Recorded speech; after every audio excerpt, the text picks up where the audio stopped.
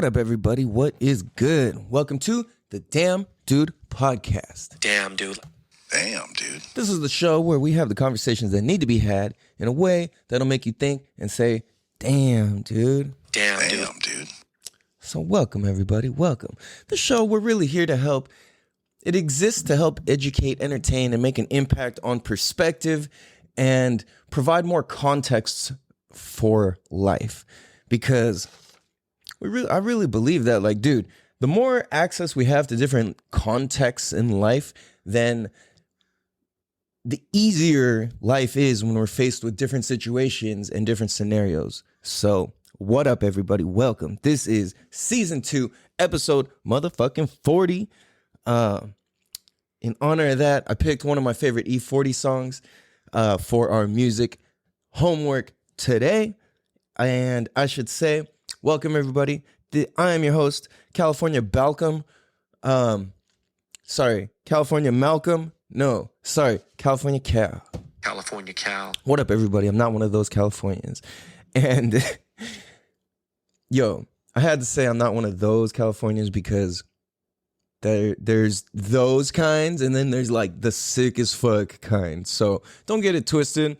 Not all Californians are all fucking sucky and, you know, like, there's some cool motherfuckers out here, I'll tell you that. So this weekend, yo, I went through the drive-thru to get some fucking coffee, and the lady, she's like, your name? I'm like, Calvin. She's like, okay, cool. Pull up, see you at the window, blah, blah. I'm like, all right, cool. Mm-hmm. Oh, sorry. Moving the microphone around. So I pull up to the window and she's like, order for Balcom? I was like, huh? I was like, Calvin? She's like, oh, sorry, Malcom? And I was like, what's the I was like, what's the order? And she said in the order, it was my order. I was like, oh, that's me. I was like, oh, word? Like, all right, thanks. Oh, shit. So Balcom, I was like, that's a new one, dude. Nobody's ever called me Balcom in my fucking life or misheard Calvin as Balcom. Who is named Balcom? What's a Balcom? That makes me think of a Balky from, what's that old ass show, dude? Something neighbor. Oh, fuck. What is that show called? The show with Balky and the other dude, and they were like some Iranian guys, and they were just like, yeah. And you guys have to know what I'm talking about. What show is that, dude? I need to know. This is bugging me. Let's look this up, guys. If you know it, you're probably shouting it. Let's see. What show is Balky? Perfect Strangers. Damn, dude. Damn, dude. Yo, for those of you guys who grew up back in the day and TV options, like you only had like 3 channels, and if you wanted the other 4th channel, you had to sacrifice the fucking 3 channels and go move the whole antenna and all that shit, and like, yeah. So if that was the situation, then there's a good chance you watched Perfect Strangers. I don't know if it was funny. I just remember Balky, and they're just all like, yeah, and like chest hair and like silk shirts, and so they called me Balcom, and I was like, oh, I should have just pulled up like, yeah, like fingers pointing and just fucking like, I don't know, find some chest hair and slap it on my chest real quick. So, yo, I hope you guys had a good weekend this weekend. I hope you guys did your music homework, because that would have been perfect for this fucking weekend, especially if the weather was fucking beautiful, especially out here in Dago. Last week's music homework was the song Viejo Panzon, and that basically means like old fatty, old pudgy. I guess it would be like old fat man because it's Viejo Panzon. Yeah. So yeah, it's like an old fat man. But that song is so lit, dude. I cannot not fucking like dance when I put that shit on. So I hope you guys peep that shit. If not, go peep that again. But anyway, this weekend, yo, had the little one with me, and we went and, man, what did we do? So, I went and taught a surf lesson this weekend. I got, like I said, I keep the surf lessons low key. I just do those by request. Yeah, because I don't know. It's just different. Anyway, so I taught a surf lesson, a 6-year-old who was fucking ripping, dude. It was so sick. He was absolutely shredding. Like, it was so cool. Like, I love it when little kids, like when I get them surfing or like doing cool, impressive shit in the water, like other people are like, wow, like, holy moly, like, that's incredible. Because you see these little kids doing like this crazy stuff, you know? And like, it's freaking sick, dude. So I did that. Ro got to kick it with grandma. And then sorry, I'm just getting text messages again. But that's kind of cool, actually. It's compliments from a mom. I just kind of saw the quick heading of the text. So holy shit. Whatchamacallit? Yeah, so we went and I taught that surf lesson. It was fucking sick. Like, it's cool when you can make parents proud of their kids, you know? And you can have people, like, you can make the kid proud of themselves, and they're just like a little kid. And whether they understand the concept of proud or not, they still feel it, you know? And it's interesting because I learned that in North Korea, they're not taught the words depression and stress. Like, those words are not, they don't exist in what they're taught in their language.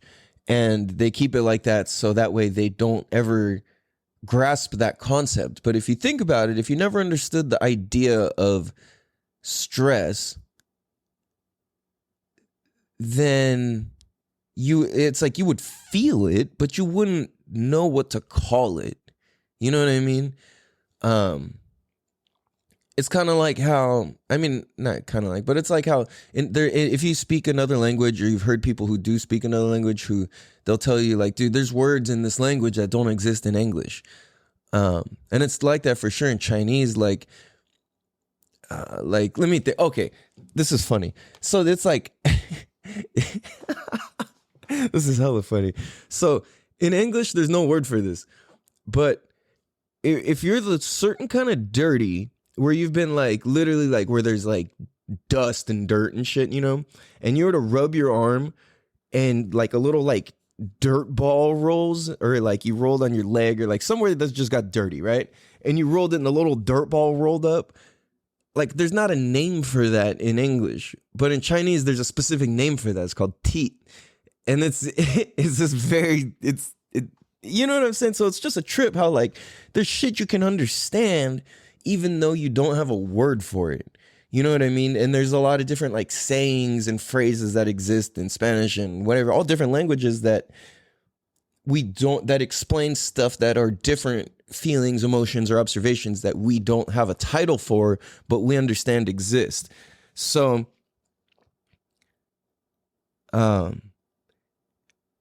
it's like, why am I even getting into that? What was the point of that?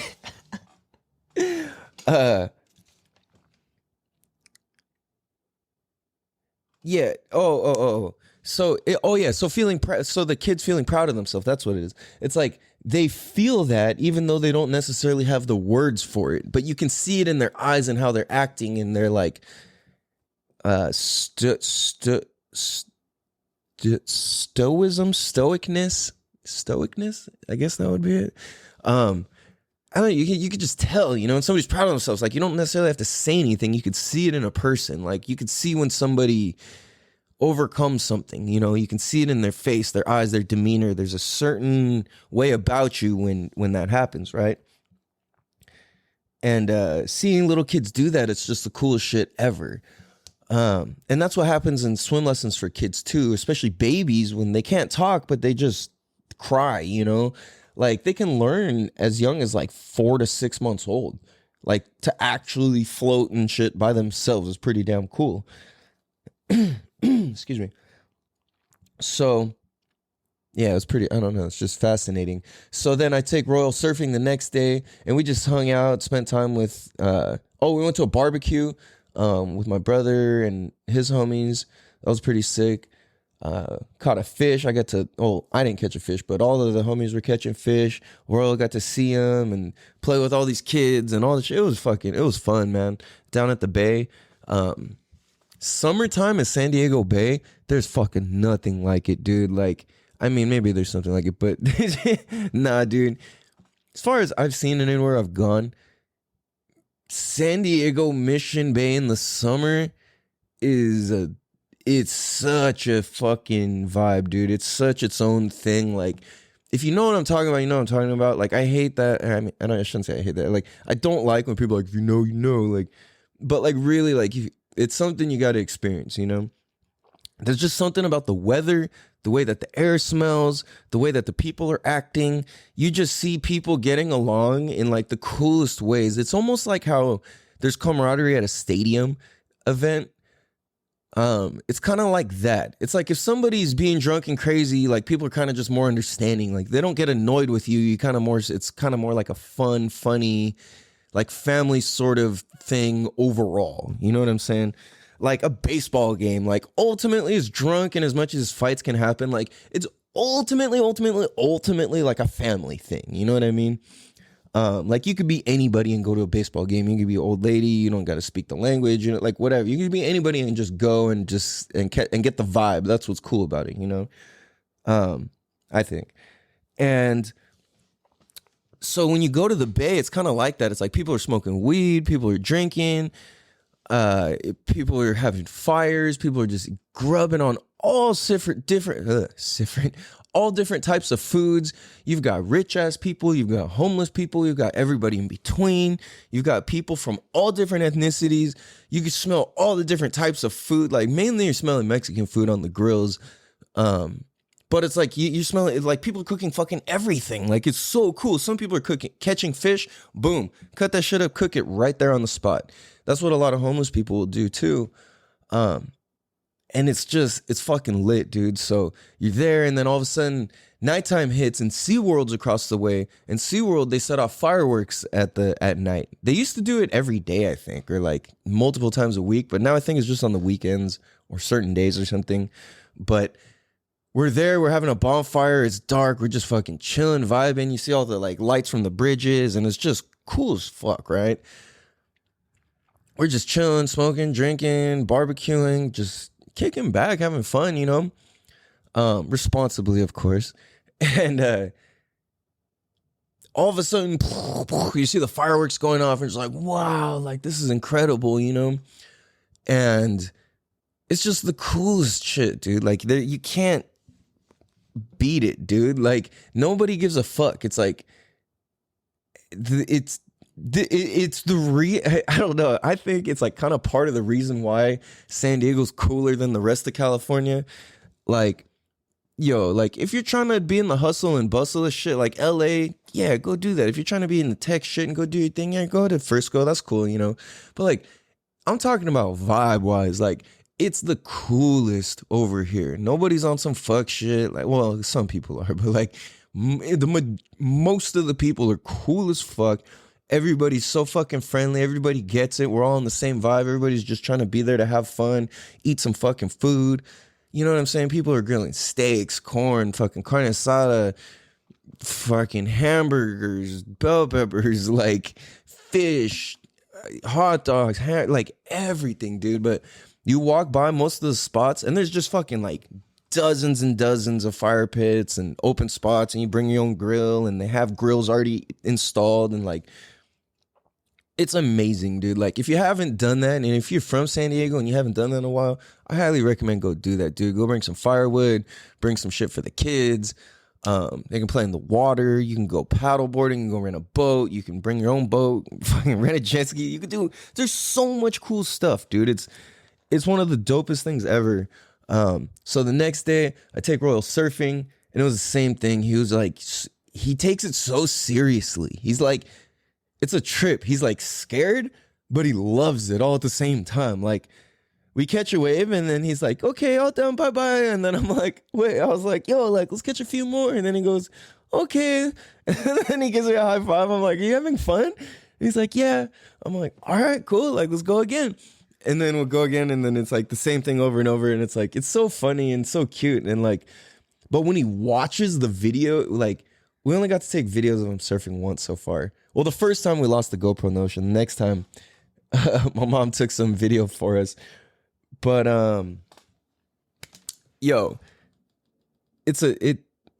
get the fuck outside, go enjoy, go barbecue, go grill, go play in the water, go play in the beach, go fucking walk around barefoot, go in the sand, go in the grass. It's a beautiful thing, dude.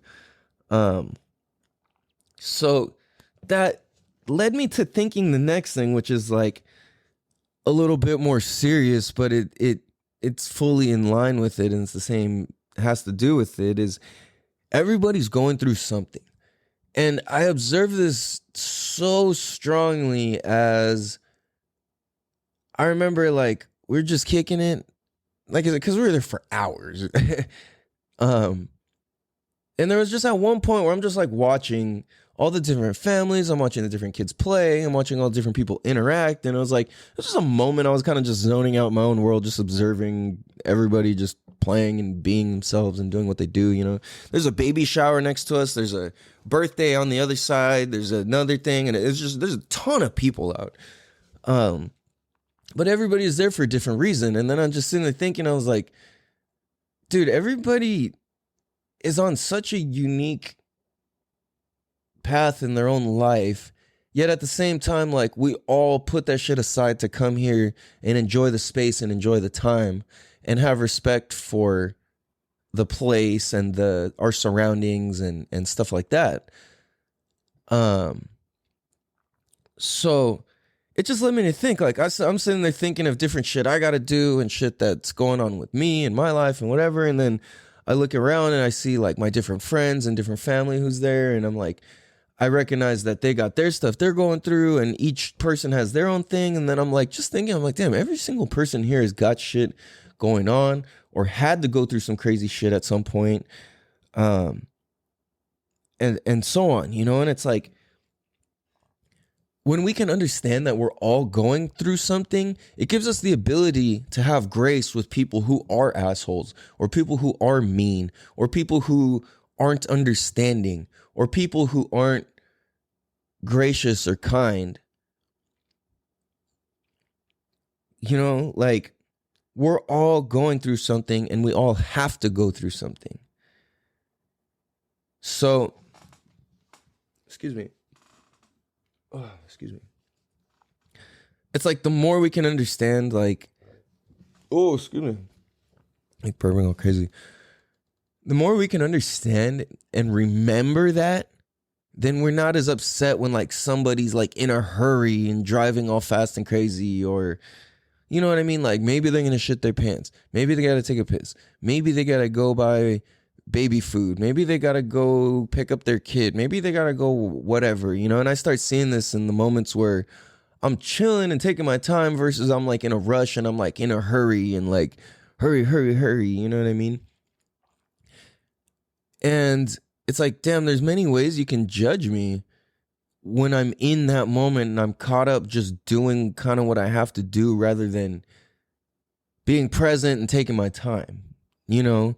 And then I start thinking, it's like, it's such a trip how even if we aren't currently like going through something, life is a cycle, and it continuously is going to be on this cycle and this loop. And I think this is why it makes sense that reincarnation, this is, wow, I just thought of this right now. I think reincarnation exists not for everybody, but sometimes for some people.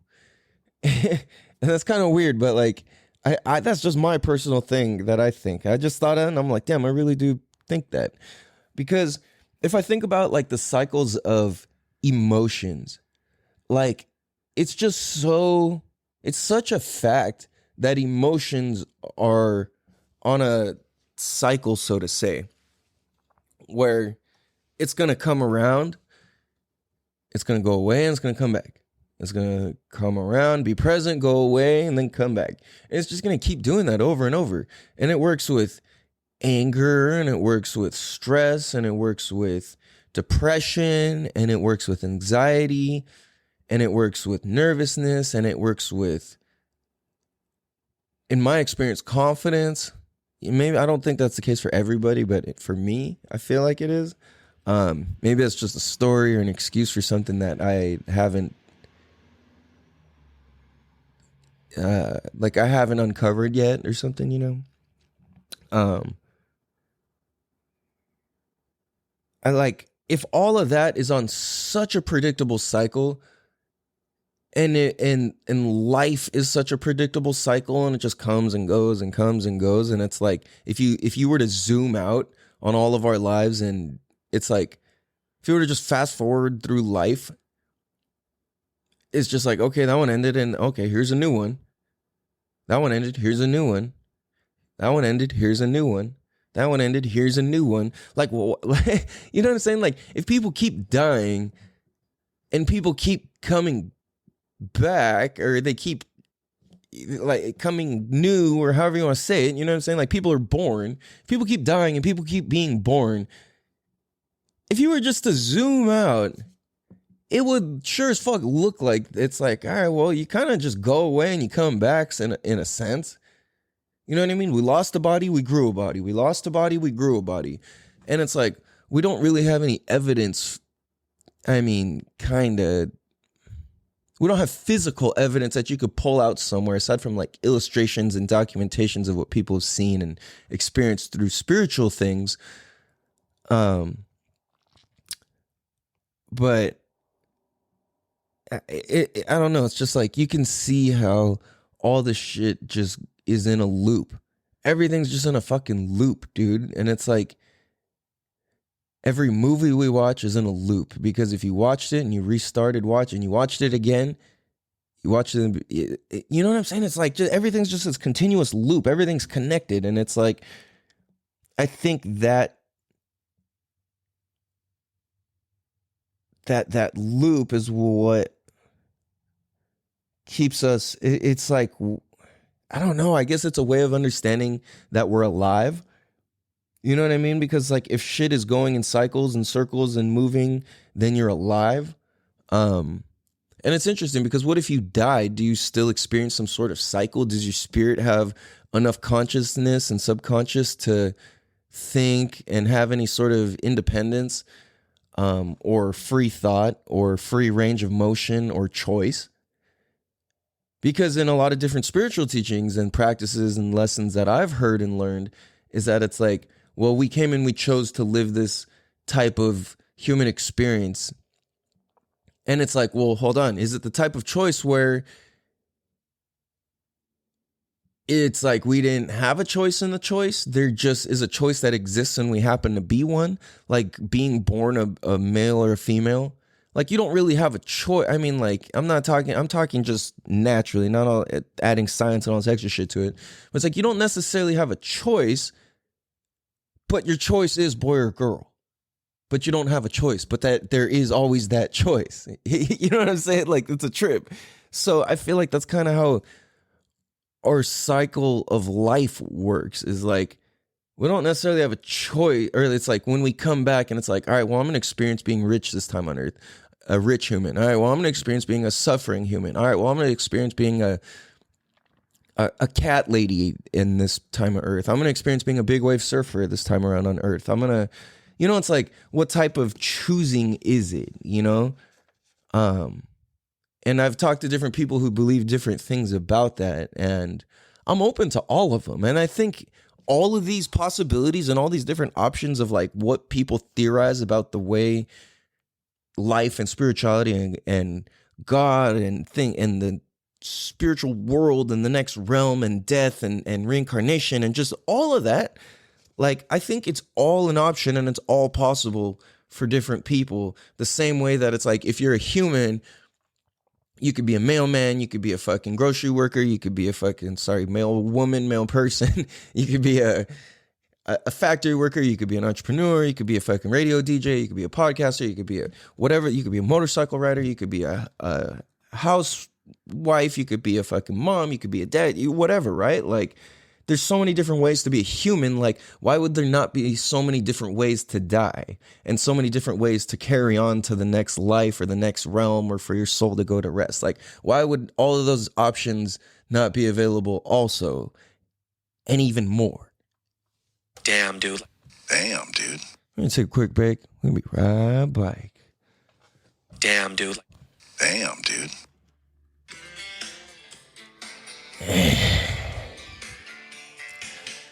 What's up, everybody? It's finger licking, finger fucking, finger ducking, farmer flicking, finger checking, finger ficking, argy, fargy, ardu, fardu, ficking, flicking, Fred. And I've come to tell you.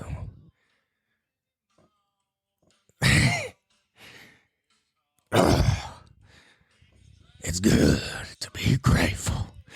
And it's good to be appreciative. It enhances and enriches the quality of life. And I'm not talking about koalas on teas. I'm talking about quality. So take a word from me. Your chef, your sergeant at arms, your prime minister, your prime meats, and your prime rib. Be grateful. And don't be a little bitch. Take pride in your work and be grateful. This is finger licking, farmer freaking, farmer ducking, finger chucking, finger fucking, finger dicking, finger licking, finger fucking Fred. And I'm out. Damn, dude. Damn, dude. What up, everybody? Welcome, Bicycle. This is, again, Season 2, Episode Mother Freaking 40. And that's 40 as in E-F-O. E-F-O. 40 took a 40 to the fucking dome. Now they got me rapping on the microphone. So, you guys, I hope you guys did your music homework. And otherwise, I'm going to have to call farmer freaking finger dicking licking freaking chicken finger guy to come yell at your ass, because he's going to call you a little bitch if you did not do the music homework, especially on that last one. Yo, Viejo Panzón.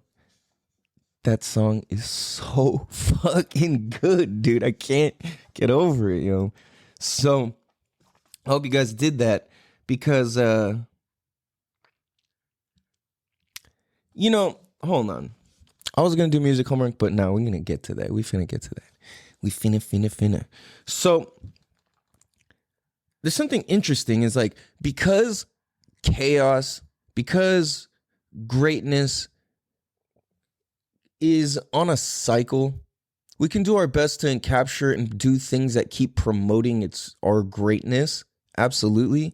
But life is definitely on a cycle. And there was moments where I had a couple years that went by that were just nothing crazy happened. It was just all good shit happened for a couple years.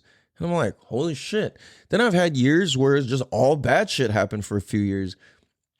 And I've had that cycle repeat enough times. I'm 36 right now, 36 years old right now. And I don't know if I should say been alive enough, but I've experienced enough life to recognize this pattern and see how this works. And it's up to me to break and to make it not be a vicious cycle, but rather an understood and well prepared and ready for the cycle. And rather than just being a victim of the cycle of life, I believe that rather than just stressing about it, we need to create. And it's like, whatever there is, it doesn't last. It just, life keeps going. You know what I mean? And that's not a bad thing. And I don't mean that in some bad way or some morbid way or some like painful way, but like, yes, a lot of shit in life is painful. Now, let's say you find the perfect love of your life. I don't mean that like, oh, your relationship's not gonna last.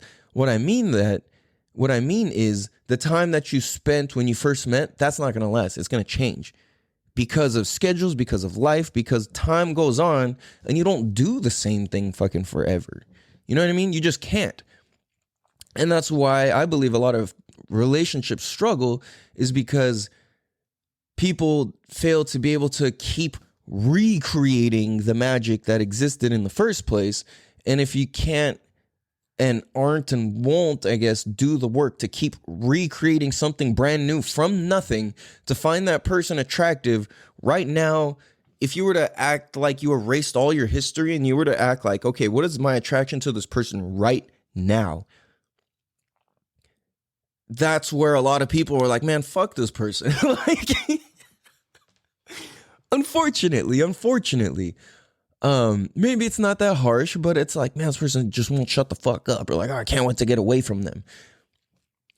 And people turn it into a joke, and it's become such a common thing to just be to be so miserable in your relationship that joke has become acceptable for people to just live their life by. And rather than it being funny and you doing something, you just crack the joke when you're around people.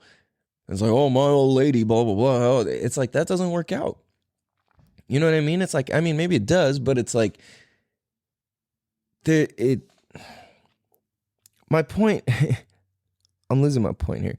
But my point is, though, is that the type of time that you spent doesn't last. How you spent your time and how you spend your time, it will continue to change as you grow older, as you have different jobs, as you have different responsibilities, as you have different, as you move out of your house, as you move out of your parents' house, if you move into a different house, if you get a job, if you got a new job, if you quit your job, if you got fired from your job, if you created your own job, whatever it is,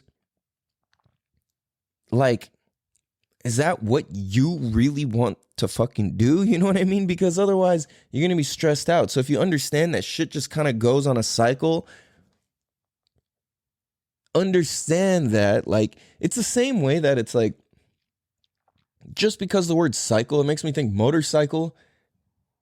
And if you think about what a motorcycle is, like the word motorcycle, well, the motor just, I don't know. It's like, it's a motor on a bicycle, on a cycle. Like the cycle rolls and moves ahead. The cycle continues to roll. Like any bicycle, any sort of cycle rolls ahead and continuously moves forwards. So when I think motorcycle, I'm like, damn, you're just kind of speeding up a cycle. And it's very easy to get hurt on a motorcycle if you don't know how to ride the cycle. If you don't know how to adjust and tune your body and handle the throttle and let your legs react, and how to tune your vision and make sure you keep breathing, make sure you're not gripping too hard, make sure you're squared up, all these different things affect and really fucking matter. You know what I'm saying? So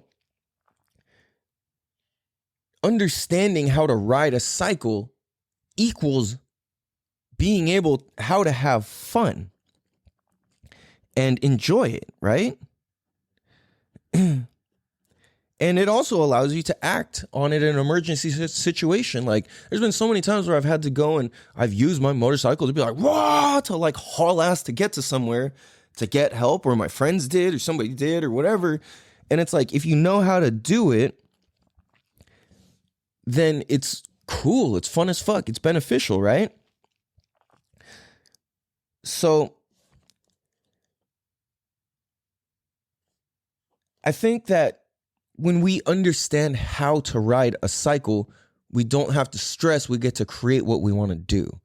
And like I said, I'm a very visual person. I just immediately picture riding a dirt bike or a quad or whatever, a dirt toy, truck, car, whatever, out in the sand dunes. And if you don't know how to navigate the vehicle in a way, if you don't know how to navigate the cycle, if you don't know how to navigate the movement through the dunes correctly, if you don't know when to accelerate, when to let off, in the dunes, you very rarely touch the brake. Like if you touch the brake in the dunes, it's like, oh, it's so fucking abrupt. Like, It's not fun. So the thing is, like, you just let off, and the sand is so deep. You got paddles, like you slow down so fast. And it's not unless there's an emergency or like you're going down a hella steep hill or something, right? But even then, you have to know how and which brakes to apply, front or rear, whatever. So rather than stressing, oh, I'm getting stuck on the hill, how do I get around that bowl? How do I get up that hill? Rather than stressing about it, you take that stress and you create it into fun, because you're like, I need to throttle the fuck through that thing or I'm gonna get stuck. I need to crest real high on the top of the dune to get around it, right? And if you don't do that, you're in trouble, because you're going to get stuck. You're going to flip your quad, your bike, your car, whatever. And that's not a good time. You're going to have a bad time. It's like Pete saying when you should have been French frying, like, you're going to have a bad time. So if you don't get that joke, I feel sorry for you. We're just gonna keep moving along. No, but it's interesting because it's like how we choose to react to these different cycles equals the judgment of our self. And if you think about it, it's like, how would people judge us when we're going through one of the low spots in our cycle, or unpredictable spots, or a spot where we're scared or we don't know what we're doing or what's going on or what's happening? Like, how would you be judged? You know what I mean? And I realized as I step back and I'm like, holy fuck, there's times where I was so stressed out. I was just on like such a like automatic one way, like I was fast forwarded by one speed, just in my own fucking zone, in my own lane, and I'm just zoned the fuck out, just task, and I'm not like experiencing or feeling anything. I'm just doing shit, you know? And it's like, and then all of a sudden it's the end of the day, I'm like, what the fuck did I do today? You know, it's like, you guys know what I'm talking about with those sorts of days where it's like, shit, I don't even know what the fuck happened today. I was just so zoned out and stressed and thinking about a million different things. I wasn't even present at all today. You know, I was just on a different plane all day today.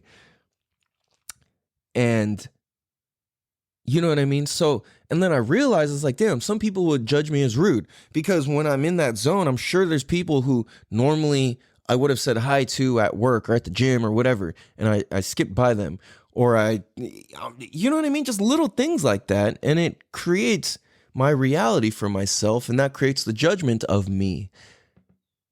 And how people perceive me can matter, because it's like, if I'm a person who's a professional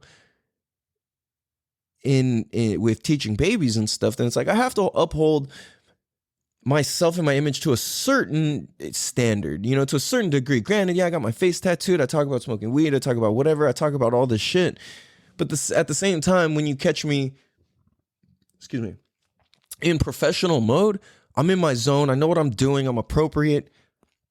I'm not bringing what doesn't belong to the workplace. I know boundaries. I know limits. I understand. You know what I'm saying? Like, I understand where is okay and what's not okay. You know what I mean? So, yeah, granted, I might like to do crazy shit on my own time in my own life, but at the same time, I'm upfront about it. Like, if anybody asks me in person and even in the family setting, I'm like, yeah. Because with my own family, I tell them the truth about everything that I do, and they know everything that I do. And it's been that way for a long time now, you know? So I feel like I'm like, dude, I don't really care what people think about me too much anymore, maybe to a small certain degree in certain ways. Actually, I know I do, because it's kind of not impossible, but it takes a lot of work to like really not care. And I know that I'm getting more and more there, because I used to only care what people thought, and that's not good or healthy. You know what I'm saying? And I would do the fuck out of that shit, dude. Fuck, man. That was not good. I felt like, because I have the ability, like being mixed race and being from where I'm from, I was fortunate to understand and experience a lot of different cultures here. like I know the difference between all the different types of Asians. It's very rare that I would guess an Asian person the wrong type of Asian. Like for the most part, I'm pretty good at it. And the reason I say this is like, I realized that it's like I've had the opportunity as a mixed person to see a lot of different culture and experience a lot of different culture from the inside out, you know, through the family version of it rather than like, I mean, there's some cultures where it's like I went the route where I've said before on the show where it's like, if you don't understand a culture, start with food. If you don't know anybody, you don't know anything, just start with food. And for me, it's more like the like Persian and stuff like that, like Iranian and Mediterranean culture is what I probably understand the least, I feel like. Like I get it to a certain degree, you know what I mean? At the same time, it's like I didn't grow up with anybody who was, so I have to start in an elementary way, which I'm starting with food. I'm starting with basic words. I've been learning some Farsi words from one of my clients, like with the student, because the little girl, she only speaks Farsi, so she'll say stuff, and it's like I gotta understand what she's saying.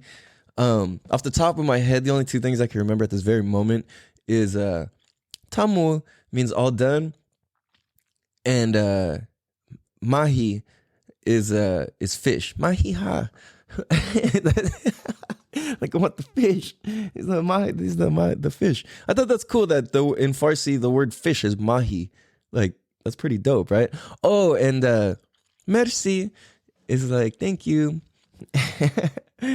No, so you see what I'm saying? It's like I'm learning from that way. Like I didn't have any, like when it came to like Tagalog or Vietnamese, like I learned all the bad words first. And then I started learning regular words after that, which is funny, you know, because like when you're a kid, that's like your friends, they're telling you all the shit they're speaking in. You're like, what's that? You know, it's like, I remember learning like, putang in the mo, like, putang in the mo, like, I learned that so fucking early. Like, I probably learned that before I even like started cussing, honestly, like in English. No, that's funny though. This like, you know, I grew up with a lot of Filipinos, but I feel blessed to have grown up here because I see that like when it comes to judgment, how people view different races and stuff when they don't understand is really interesting. People act weird, people act different. They just don't know what to do or how to act because different cultures, different things are disrespectful and some things are respectful, you know?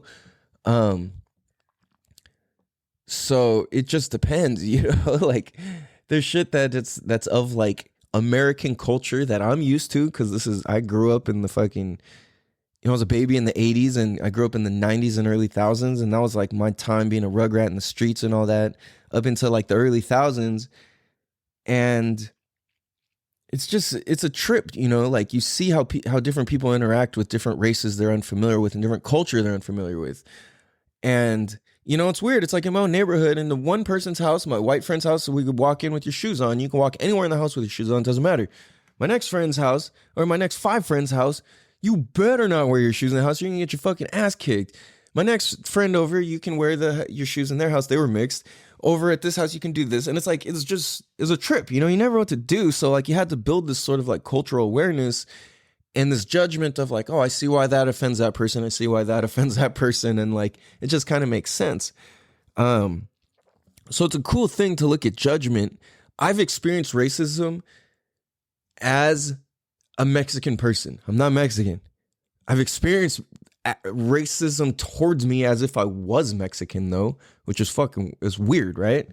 Like, isn't that a trip? It's like and it's like, I think a lot of Asian people experience this. It's like, hey, fuck you, chink. It's like, motherfucker, I'm Vietnamese. I'm not even Chinese, bro. Like, get your slurs right. And, you know, like, shit like that. So I'm like, I've had that. I've been called racist shit as like a white person. I've been related to as a Hawaiian person. I've been related to as an Asian person. And there was a moment in time where I looked way more Asian than I do now. So, but especially if you see me, especially when I was younger, like my mannerisms was more like everybody else, like my Asian friends and stuff. And it was like with the hair and the dress and all, like the dress code and all of that. Like that was just, I kind of look like that, you know. It's like that or Mexican or whatever, you know. It depends where you're from will determine what you judge me as. But as an adult, people judge me as Mexican or Hawaiian now, or some people will say mixed. Oh, stretching. So it it's just a trip. Like when you look at different judgments of people, and why I bring this up is because it's like when you do certain activities, people are gonna judge you differently. And it's like that's unfortunately where it sucks, because it's like you have a better chance getting pulled over as a minority and getting stupid tickets over some bullshit, and or driving a cheap busted looking car, like, and looking young. Like those, there's certain things that their judgment is fucked up on, and it equals shit being unfair often, and that sucks, you know. But that's just the way that it's like people's judgment is really weird, you know. If you look at like a cop, if you get a ticket and you look at how the cop fills out the form on you, I've had them for like a whole array of different things, you know, whether it's like a fucking skateboarding ticket or a weed ticket or a party, I don't know, like whatever sort of ticket, you know, or infraction or misdemeanor or something, whatever, right? Like I've been Mexican on these things, I've been Asian on these things, I've been other on these things, I've been white on these things, I'm like, yo, like what? This is a trip, dude. Like you guys' judgment is a trip. I used to get pulled over and judged as an Asian gangster all the time. And that was, they would be like, oh, you're part of this gang. And it was, and I know, like, dude, this is crazy. Back in Mira Mesa. I know Mira Mesa. Mecca Town, what up, Mira Mesa? They used to do, what is that called? Why? Oh, like the gang sweeps. And they would literally just comb through the neighborhoods and just fucking like drive around and wait at certain intersections and whatever, and pull up to the park and wherever, and just and they would literally wait outside the school too. And they would just pull you over and be like, oh, you got too much blue on, you're part of blah, blah, blah. And they would document you as a gangster. And what happened was once you were on gang documentation or you were documented, then they had the right to pull you over for any reason. They didn't need any probable cause. They could just pull you over and start searching your shit if they had you on gang documentation or gang detail, whatever you called it. And when that shit happened, it sucked, dude, because you get pulled over for anything, dude. I remember walking down the street, whoop, constantly. It fucking sucked, dude. Like I literally got like 30 of these things because I had to walk all around the neighborhood, and it's like everything in Mira Mesa is at least a mile apart. Like when you're going to somebody's house, if you're going to any destination to somebody's house, you're walking about a mile. Like that's just the way the town is built is just kind of fucking like that. Okay, like in a lot of cases, at least a mile. We were on foot constantly, so we were east, south, north. We were all over, and of course, all of our friends, our main friends' houses where we'd go all the time, were on like opposite points of the town. So it was like we either we would meet in the middle at school or at the park or wherever, or Carl's Jr. or Vaughn's or whatever, and then fucking all migrate to like wherever. So we were just getting fucking popped all the time for fucking nothing, right? So yeah. Anyways, you guys, I'm taking it all the way the fuck back. This is gonna be some old shit. I gotta lace you guys up and put you guys on with some music homework for Tura, because this shit goes too hard, and I highly recommend you guys go back and peep this shit. This is one of the hardest like intros to a song. Again, I do not own the rights to this song. Why should I say it? Why did I say again? I didn't say it in the first place. I should say I do not own the rights to this song. Well, I mean again as in is in this episode's music homework. I'm just a fan. This song is this song is called In a Major Way by E40 this song is called Spittin by E40 off the album In a Major Way. I got that all twisted. Yo, I used to really, okay, I'm gonna just keep it real. I used to really, really, really, really, really not like E40. Like, if you were to ask me who's the worst rapper, I would have said Birdman and E40. When E40 did that type of rapping, I could not fucking stand it. Now when I go back, I'm like, oh, this is actually pretty fucking sick. But this song, and the first couple lines in the song is what converted me to actually be like, all right, I'm gonna give this a chance and listen through. And the album in a major way is pretty tight. You gotta slap that shit on some subs. But peep it. Let's wake up in the AM. Oh, whoa, I messed it up. Hold on. Wait a minute. Whoa, I messed it up. Toasted out of my cranium. Gotta take a shit, took a dump in the Mediterranean, flushed the toilet, hit the shower, snatched the fit up out the clouds. Mauser C96 broom handle hanging halfway out my trousers. Let's go, homie. That's E40 Spittin' off the album In a Major Way. Woke up in the AM, toasted it out of my cranium. Yo, you guys. Shit, showered, shaved, took a shit in the Mediterranean. I love you guys. I appreciate you guys. Thank you guys for tuning in. This has been the Damn Dude Podcast, episode 40, season 2. I have been California Cal, not one of those Californians.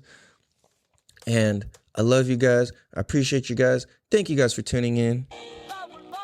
Please tell a friend to tell a friend to tell a friend to tell a friend to tell a cousin to tell a mother to tell a zoo animal to tell a jungle friend to tell a fly to tell a mosquito to inject the word of the Damn Dude Podcast into those of the many who need the word, the motivation, and the context and the purpose and the presentation.